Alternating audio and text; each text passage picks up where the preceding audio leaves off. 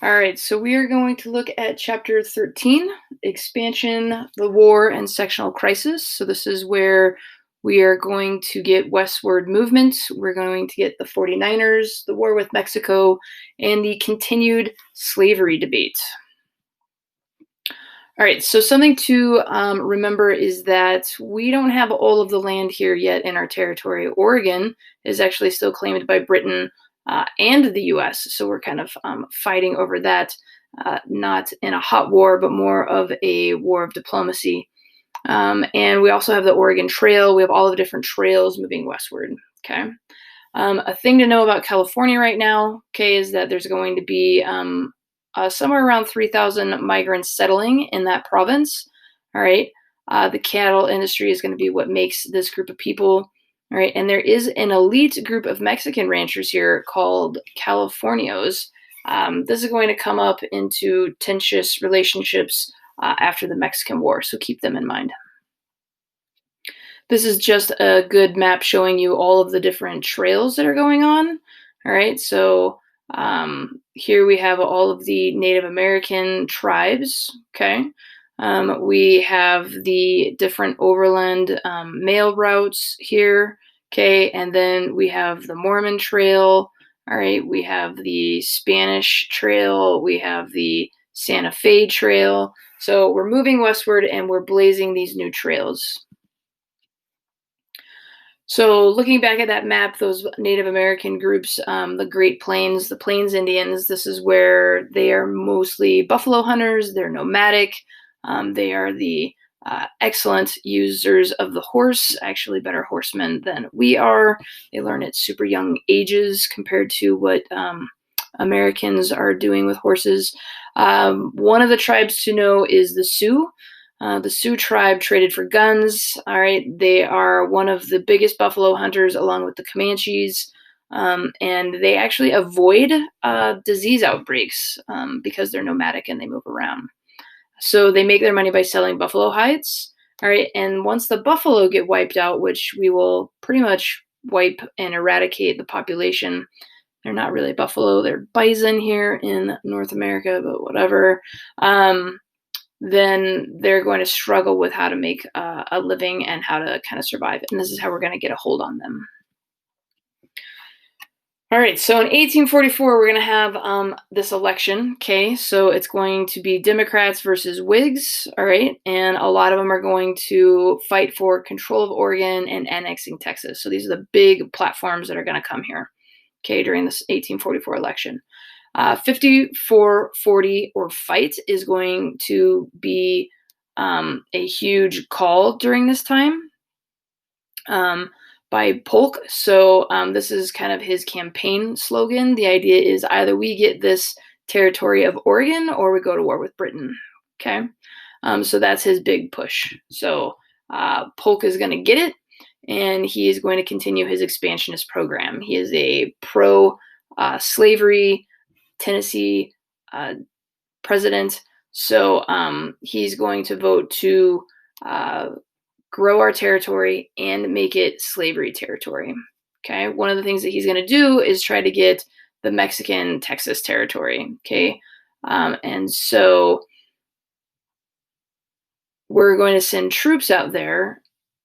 And depending on which side of the sources you read, either we were attacked, so General Taylor fought and defended us, or we actually crossed the neutral territory and our men entered into Mexican territory, thereby antagonizing Santa Anna and starting the war. So either way, though, we're going to get a Mexican war. We are going to win it, okay, which means that we're going to get all of this, right? We're going to get Texas. Oh, where to begin with Texas? Okay, we're going to get a bunch of this territory, all right, and then eventually through some negotiations, we're going to get up here in California. All right, now during this time, we're going to have something called the Wilmot Proviso. And what this is kind of getting at is that this Mexican War, the Northern Whigs are going to oppose it. The Democrats are going to be a little split on it. And then Wilmot's going to come out. He's a Democrat from Pennsylvania. He's going to propose that slavery is just prohibited in any territory won in the Mexican War. This is going to fail because obviously Democrats, the majority, are not going to be okay with this. Eventually, to help end the war, we are going to get the Treaty of Guadalupe Hidalgo, which is going to be a check for $15 million to Mexico, whereby we are going to get a third of its territory. Now, from this and during this time point, we have something called the Free Soil Movement. Okay, this is going to be a political party, and what they're going to do is they're going to claim that slavery threatens republicanism and Jeffersonian ideals, as well as takes white men's jobs. So they're not necessarily anti-slavery, but they're not pro-slavery. They just want jobs to be going to the white men, and they want slavery to just not expand anymore. So in the election of 1848, Polk will have done everything he said he was going to do. He did it all in one term. He does not run for re-election, so we're going to get General Taylor, who's a Whig and does not support expansion of slavery. He's going to win the election. So remember, he was the guy in the Mexican War. So he's going to win, okay? And again, we're going to get, right, this Republic of Texas here. We're going to fight a war to finally make it Texas, okay? Then we're going to claim, all right, this area. We're going to buy for $15 million this area. And then later on in 1853, through a little negotiation, we're going to get this area. And all of this is super important, okay? Yes, it's going to add to the slavery debate, but it's also going to allow railroads. All right, so during this time, we have the 49ers, right? 1849, 49ers. They're going to go to California, think football, San Francisco, 49ers. We're going to have over 80,000 men migrate to California. They're going to create these camp towns. These camp towns are going to be cramped. They're going to be filled with booze. All right. They're going to be filled with disease. All right. Because again, we are just dirty people. Gambling, alcohol, and prostitution. So very little are actually going to strike it rich and make the big monies. Most of them are going to find little nuggets, go into town, cash it out, gamble it away, spend it at the brothels and at the bars. So meanwhile, in California, we're going to have all of these different racial situations and conflicts going up. So the natives, again, we're going to wipe them out with disease. We're going to enslave them. We're just going to kill them for their land. Many are going to sell their land and leave California. So some of the more prominent members of the Californios or native populations are just going to get out. And then Northern California is going to be really big for cropping and ranching. So that's going to be where a lot of people go up there. So then we're going to get 1850. This is going to be the huge crisis and compromise. Okay, just like the compromise of 1820, you need to know the compromise of 1850. Super important. This is going to be whether we admit as a slave or a free state some different territories. So Senator Stephen Douglas is going to be the guy that's going to call for popular sovereignty. This is going to be a pretty complex negotiation. Okay, so the idea is he's going to put in a new Fugitive Slave Act, which Northerners aren't going to like. He's going to admit California as a free state, which Southerners aren't going to like. He's going to solidify the boundary between Mexico and Texas, which Texas will like. He's going to, part of the negotiations are going to be eliminating the slave trade in Washington, D.C., but only Washington, D.C., not Maryland as well. And then New Mexico and Utah will be deciding based on popular sovereignty what they're going to be. Okay. All of these actually are independent bills that are voted on. All right. It's not just one big package, but that's all of the parts of the Compromise of 1850. Okay. So take a look here, right? We have all of our southern states. We now have Texas. We have California over here. We do finally get our territory of Oregon, right? Here are the Utah and New Mexico territories that are going to have to decide their fates, popular sovereignty. Here is that Indian reservation hanging out right there, okay? And then we're going to get the Kansas, Nebraska, which is going to be a little bit of a contentious problem here momentarily. So with the Fugitive Slave Act, what this means is that any runaway slave located in the North must be returned, okay? Many Northerners, especially abolitionists, are going to be anti the Slave Act, so what they're going to do is just continue the Underground Railroad up into Canada. So they're going to help the fugitive slaves get up into Canada so that they are free and untouchable. So federal judges in the North will determine the status. Is it a slave? Is it not a slave? And then this is difficult because these runaway slaves or even freed blacks aren't allowed to actually testify at their trial. So it's kind of really just up to the white judge and the white lawyers as to who this person is. So in 1852, we're going to have Uncle Tom's Cabin. Remember, this is Harriet Beecher Stowe, daughter of Lyman Beecher. So this is going to add to opposition. People are going to be like, wow, we really don't like slavery after reading that book. It seems really horrible. So anti-slavery fervor is going to really increase in the North. And we will get a Wisconsin Supreme Court case that does say that the Fugitive Slave Act is unconstitutional, but that's a state case, so that doesn't mean too much. All right. So let's get into new parties and why they come about. Kansas-Nebraska Act. All right. So remember that the Louisiana Purchase, okay, is divided. All right. There's the Kansas and Nebraska Act. Okay. These two territories, by voting on whether to be slave or free, okay, are going to essentially challenge and combat the Missouri Compromise. Because remember, the Missouri Compromise made that line, except for the Kansas and Nebraska territories are above that line. So the 1820 Compromise said anything above that line is free, anything below is kind of negotiable. So the decision is, hey, let's do it by popular sovereignty. Okay.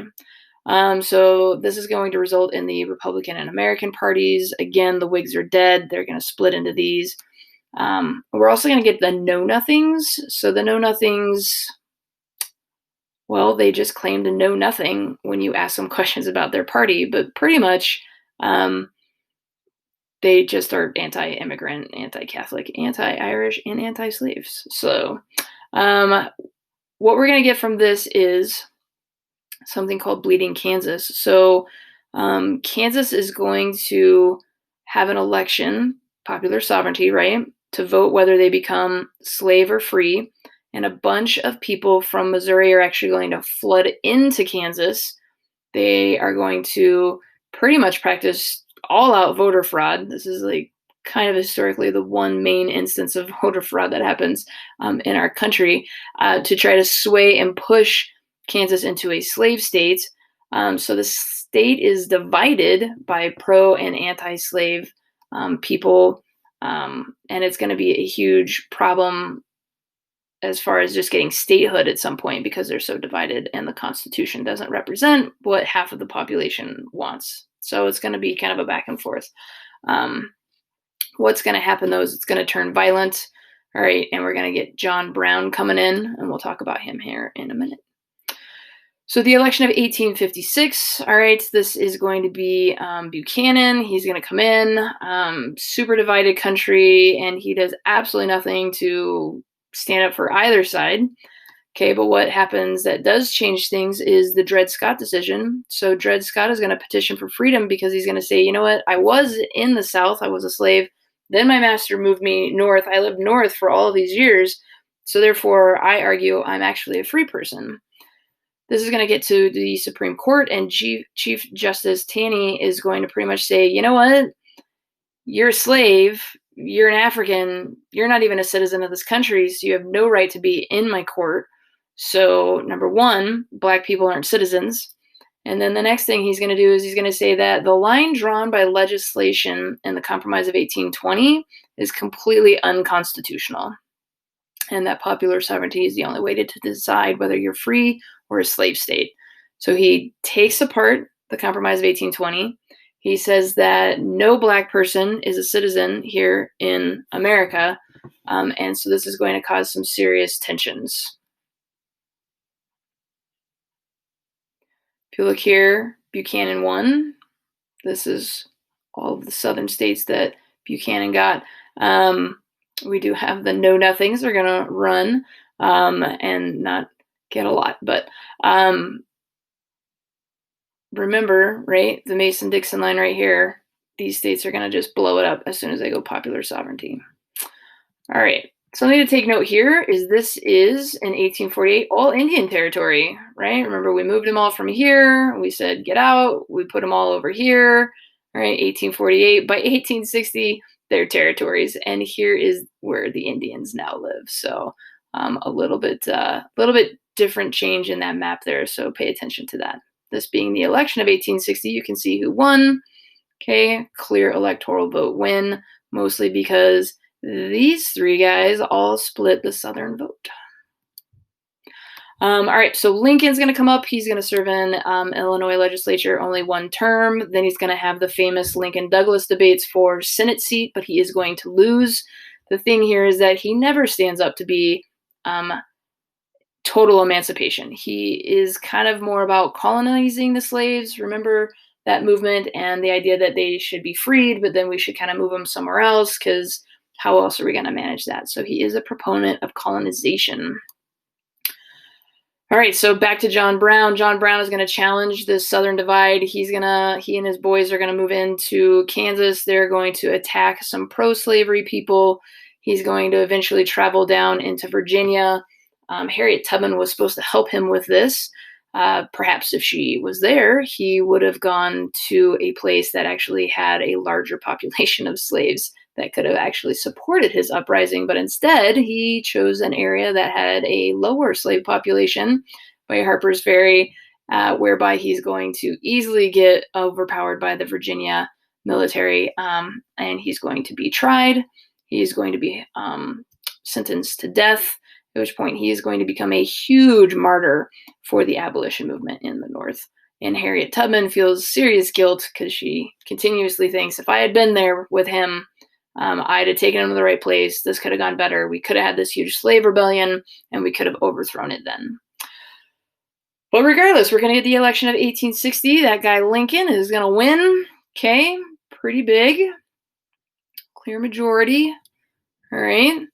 Kind of undisputable. All right. And then in December 20th, 1860, we are going to have South Carolina do what it does best and decide that leaving the Union is the better decision. But rather than just talking about it, this time they're going to actually do it.